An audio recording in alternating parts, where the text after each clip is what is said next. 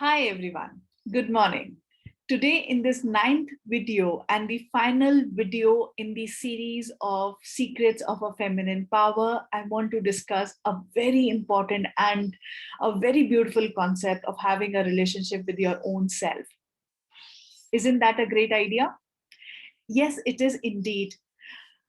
What we have with our own self, it is actually a spiritual message that when we enter on this earth, when we take this avatar on this earth, we come with our own soul. And here on this earth, we make these relationships as parents, siblings, friends, spouse, children, and many more. But there is only one relationship which stays with us, is our relationship with our own soul and with our own self. And why not to embrace it and cherish it and build it in a strengthening way so that we can feel happy when even if we are alone and we do not feel that we are getting intimidated with our own presence altogether. I some time back had read one poem uh, which was recited by Charlie Chaplin on his 70th birthday.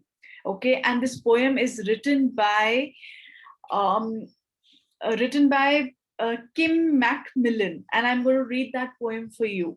Okay, and I want you to understand that everything what we are doing right now, we are becoming a better version of our own self, and it is more important that we start working inside as compared to outside.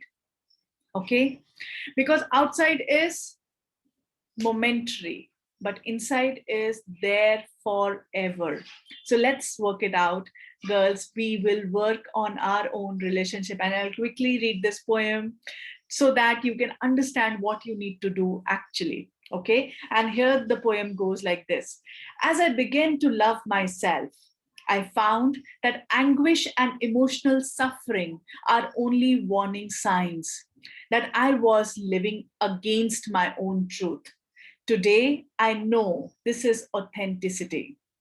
As I began to love myself, I understood how much it can offend somebody if I try to force my desires on this person, even though I knew the time was not right and the person was not ready for it, and even though this person was me. Today, I call it respect. As I began to love myself, I stopped craving for a different life. I could see that everything that surrounded me was inviting me to grow. Today, I call it maturity.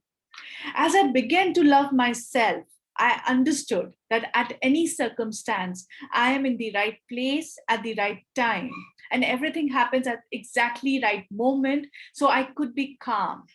Today, I call it self confidence. As I began to love myself, I quit stealing my own time and stopped designing huge projects for the future. Today, I only do what brings me joy and happiness. Things I love to do and that make my heart cheer. And I do them in my own way and in my own rhythm. Today, I call it simplicity. As I began to love myself, I freed myself to anything that is no good for my health. Food, people, things, situations, and everything that drew me down away from myself. And at first, I called this attitude a healthy egoism. Today, I call it uh, it is love of oneself. As I began to love myself, I quit trying to always be right.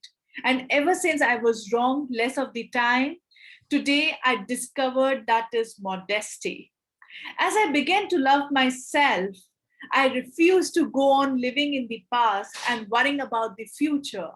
Now I only live for the moment where everything is happening. Today I live each day, day by day, and I call it fulfillment.